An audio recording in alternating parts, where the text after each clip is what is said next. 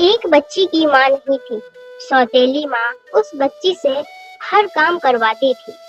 4 बजे भोर में वह बच्ची जागकर स्कूल के समय तक हर काम करती थी। उसके बाद स्कूल जाती थी। सौतेली माँ अपने बच्चों को टिफिन देती थी, लेकिन उस बच्ची को टिफिन भी नहीं देती थी। लेकिन बच्ची को कोई ऐतराज नहीं था। पिता कभी महीने में कमा कर घर आता था। उस बच्ची की सौतेली माँ काफी मान जान करने लगती थी। पिता के जाने के बाद फिर वही कार्य करवाती थी। बच्ची पढ़ने में तेज थी। धीरे धीरे बड़ी हो गई। पिता को विवाह की चिंता सताने लगी। एक दिन लड़की के पिताजी बिटिया की शादी की जिक्र कर दी। सौतेली माँ ने कहा कि हमारे रिश्ते में एक लड़का है, दहेज भी नहीं लेगा, थोड़ा गरीब है, परिवार ठीक है। लड़की चूंकि पढ़ना चाह रही थी, लेकिन जबरदस्ती मंदिर में विवाह करके उसे उसके ससुराल भेज दी। लड़की जब ससुराल गई, उसे अपनी बदनसीब किस्मत सोचकर कुछ नहीं बोली।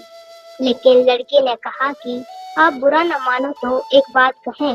वह बोली कि आपके साथ जीवन भर रहना है, आप जो कहें हम मानेंगे। लड़का बोला, जहाँ से पढ़ाई छोड़ी है वहीं से आप शुरू कर दीजिए।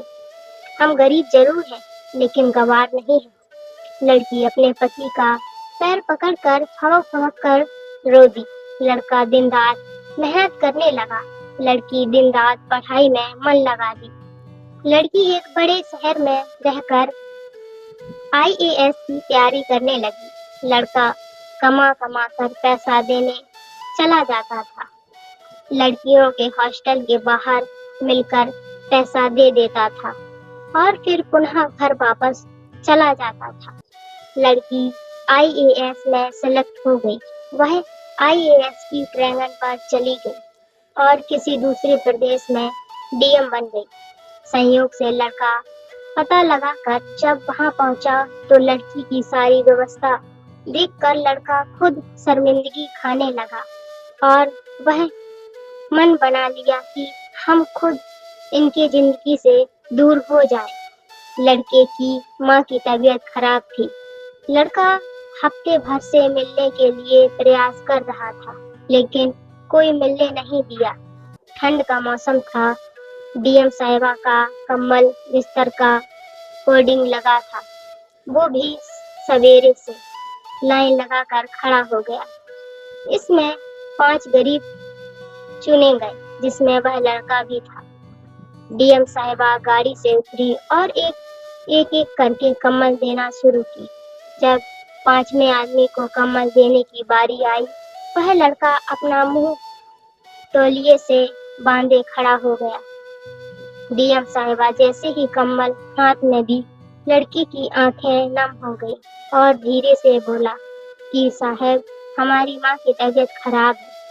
माँ को यह लाया हूँ, आप सरकारी अस्पताल में फोन कर दीजिए जिससे मेरी माँ का सही इलाज हो सके। डीएम साहिबा आवाज को पहचान ली और हाथ पकड़कर फबक फबक कर रो पड़ी और बोली कि आप कब आए, मुझे बताया क्यों नहीं? माँ जी कहाँ है? जिसने इशारा किया, इतने में वह खुद चली गई। अपनी गाड़ी को सबको मिठाई अपने आपस ले ली। टकाल सबके ठंड के कपड़े खरीद कर लाई। लड़का बोला कि आप बहुत बड़ी अधिकारी हो गई है, तो वह बोली कि तो क्या हुआ, आप हमारे पति थे और हैं।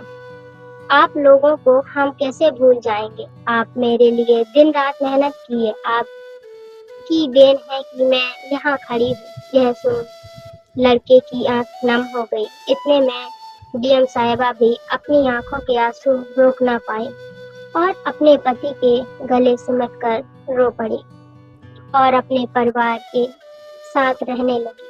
तो कैसी लगी ये स्टोरी दोस्तों? कमेंट सेक्शन में जरूर बताना।